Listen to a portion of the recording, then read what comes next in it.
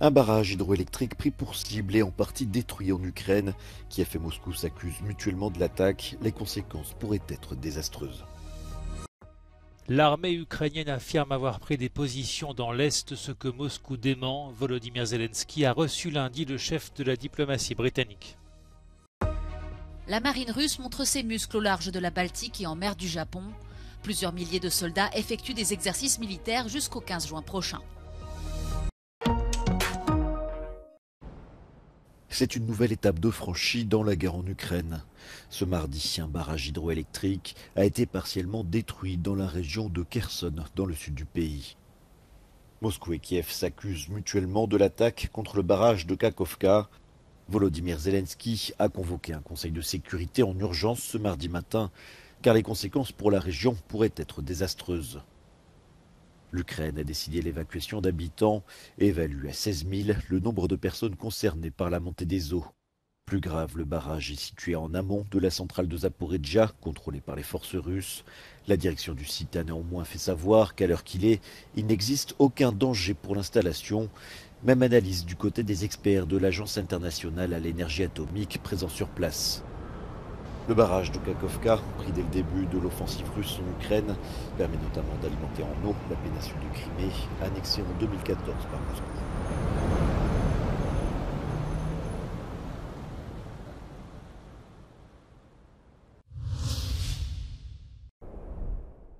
La vaste contre-offensive ukrainienne a-t-elle débuté? Kiev ne le confirme pas pour l'instant, mais évoque des avancées près de Bakhmout dans l'Est.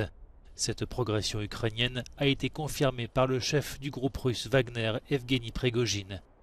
À Kiev, Volodymyr Zelensky a tenu à saluer ses troupes pour toutes les positions prises dans ce secteur. L'ennemi sait que l'Ukraine va gagner, a assuré le président ukrainien dans un message vidéo. Я вдячний кожному нашому воїну, усім нашим захисникам, нашим захисницям, які дали за цей день саме ті новини, які ми очікуємо. Бахмутський напрямок. Молодці воїни.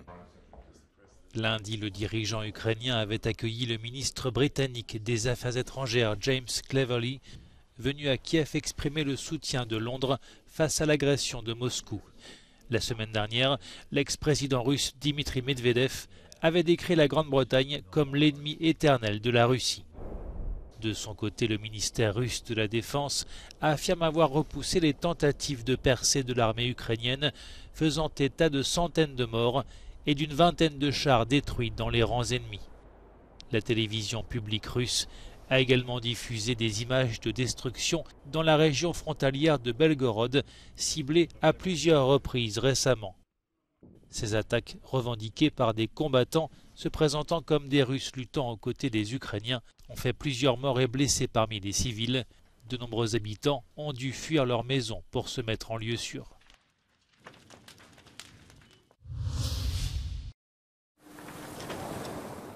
Démonstration de force au large de la mer Baltique. Sur cette mer entourée de pays membres de l'OTAN, la marine russe a lancé de vastes exercices militaires. 25 avions, 40 navires de guerre et 3500 soldats simuleront divers scénarios de combat jusqu'au 15 juin prochain. Le Kremlin a également fait savoir que sa marine effectuait des manœuvres près de sa base navale d'Okhotsk, dans les eaux de la mer du Japon. 11 000 hommes et 60 vaisseaux dans une zone disputée entre Moscou et Tokyo depuis près de 80 ans. L'OTAN n'est pas en reste dans cette atmosphère de tension croissante. Plus de 10 000 soldats de 14 pays alliés s'entraînent actuellement ensemble en Roumanie. Des exercices auxquels participent la Moldavie et la Géorgie, deux pays qui ne font pas partie de l'Alliance transatlantique, mais subissent une influence grandissante de Moscou sur leur territoire.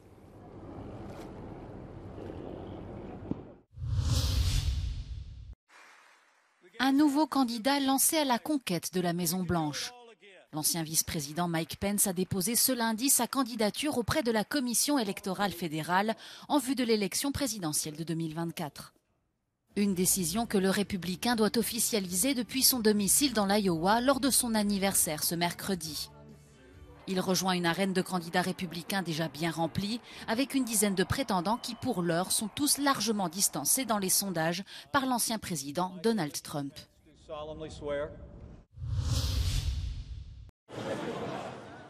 Le prince Harry est attendu ce mardi devant un tribunal londonien, une rare apparition devant la justice pour un membre de la famille royale britannique avec laquelle il a toutefois pris ses distances.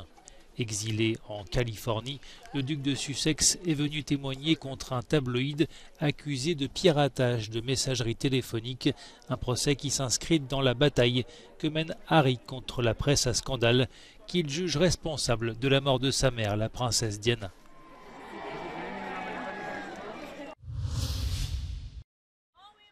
La famille et les amis de Bruno Pereira et Dom Phillips ont organisé une cérémonie à Rio de Janeiro lundi à l'occasion du premier anniversaire de leur mort. Bruno Pereira, spécialiste des peuples indigènes, et Dom Phillips, journaliste britannique, ont été abattus alors qu'ils étaient en reportage dans la région reculée de la vallée de Javari, aux confins du Brésil, du Pérou et de la Colombie. Foi roubado da minha família, dos meus amigos, entendeu? Pela ganância, pela falta de fiscalização que foi proposital do governo anterior. Eu tenho muita revolta, eu tento não me focar nisso, eu tento ir adiante e fazer o que é possível usando o nome do Dom em favor da conservação. Les deux hommes ont été vus pour la dernière fois sur leur bateau près de l'entrée du territoire indigène de la vallée de Javari. La région, très difficile d'accès, a été le théâtre de violents conflits entre pêcheurs, braconniers et agents du gouvernement. 3 pêcheurs locaux sont actuellement en prison dans l'attente d'un éventuel procès. Ils sont soupçonnés d'avoir assassiné Phillips et Pereira. Quant au cerveau présumé, un baron de la drogue soupçonné d'être impliqué dans le commerce illégal du poisson, il a été arrêté en juillet et inculpé la semaine dernière selon les médias locaux. Malgré leur assassinat, le travail des deux hommes sera poursuivi. L'organisation Forbidden Stories a déjà fait savoir qu'elle comptait financer des projets de reportage qui reprendraient les éléments de leur enquête.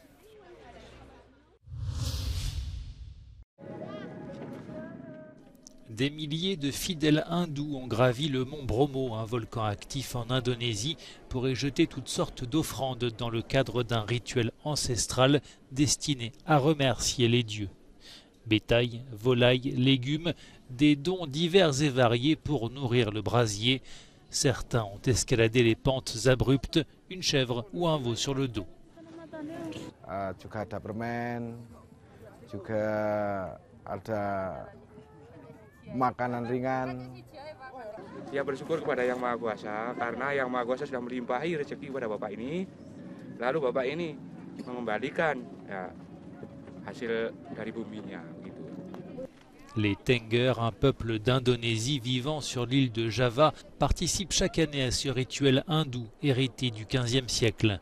À côté de ceux venus jeter leurs offrandes dans le brasier, certains sont venus équipés de filets pour récupérer les dons.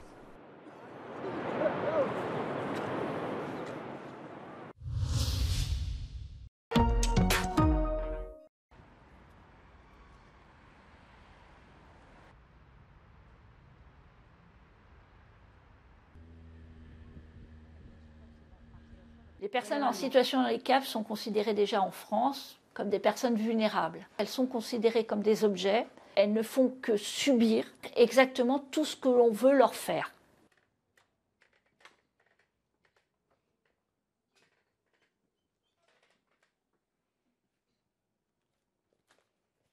Ici, nous, on demande l'autorisation du juge. On a été obligé de demander pour une patiente. Alors, je n'étais pas pour cette patiente-là de faire une stérilisation parce qu'on avait trouvé un moyen de contraception et la mère n'arrêtait pas d'harceler pour demander in fine une stérilisation. Comme la patiente, sa fille n'était pas verbale, on a rédigé un certificat médical pour le juge des tutelles, mais nous n'avons pas le retour de la patiente. Et c'est ce qui me gêne énormément pour ces patientes. Il y a plein de situations où une contraception qui pourrait être très très facile pour une personne qui n'est pas en situation de handicap devient très compliquée. Penser à prendre sa pilule tous les soirs, ce n'est pas forcément évident. Si on l'endort une fois, on lui fait quelque chose d'irréversible parce que quelle serait l'idée de faire quelque chose qui ne soit pas irréversible? On pourrait se dire, eh ben, dans 5 ans, on aura guéri le handicap et cette femme pourra s'occuper en autonomie de son enfant. On sait très bien que ce n'est pas vrai. Donc pourquoi lui imposer quelque chose qu'il faut renouveler régulièrement?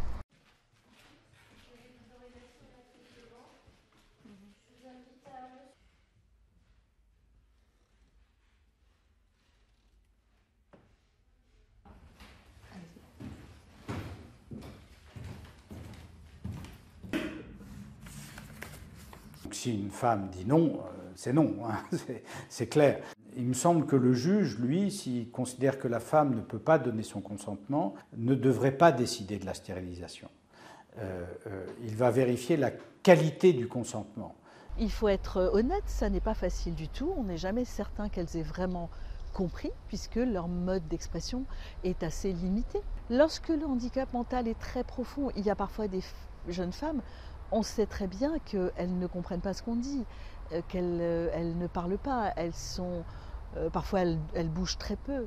Et on sait très bien qu'elles ne peuvent pas donner leur avis. Et là, parfois, il se peut qu'on se repose sur l'avis des parents, sur la demande des parents, lorsqu'elle nous semble tout à fait raisonnable. Le juge n'a pas forcément le temps, notre justice fonctionne mal, et qu'on peut avoir un risque d'une décision prise sans avoir pris le temps. Nous, on pense qu'il faut réinterroger la loi aujourd'hui. C'est-à-dire que la loi, elle a plus de 20 ans et il faut vraiment qu'on ait un débat sociétal de se poser la question de pourquoi on a besoin d'une procédure spécifique pour les femmes en situation de handicap. Il faut arrêter de laisser cette question à quelques personnes qui se sentent concernées, par exemple les professionnels ou les proches. Pourquoi elles ne peuvent pas être comme les autres femmes, à savoir avoir un contraceptif si elles le souhaitent et puis si éventuellement elles tombent enceintes et qu'elles ne veulent pas de l'enfant, procéder à une interruption volontaire de grossesse comme les autres femmes en réalité.